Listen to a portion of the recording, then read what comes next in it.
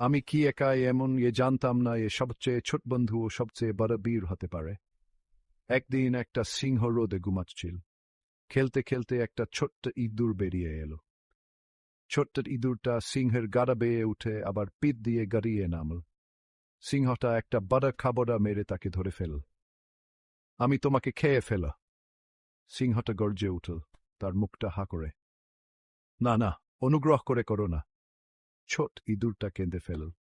আমার প্রতি সদা হও, একদিন আমি তোমাকে সাহায্য করব। আমি একটা সিংহ, আর তুমি একটা ইঁদুর। তুমি কি করতে পারো? সিংটা জোরে হেসে উঠল, আর ইঁদুরটা দড্ডে পালিয়ে গেল। পরের দিনই ইঁদুরটা আবার বাইরে বেড়াতে বেরিয়েছিল।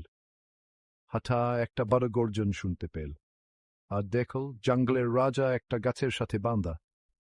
কিন্তু ইঁদুরটার মনে একটা পরিকল্পনা এলো তাকে মুক্ত করার জন্য।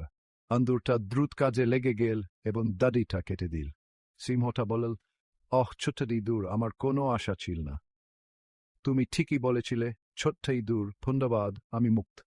তুমি সবচেয়ে ভালো বন্ধু। আর তাই, প্রিয় বন্ধুরা, দেখলে তো সবচেয়ে ছোট প্রাণীরা কিভাবে বড় পরিবর্তন আনতে পারে।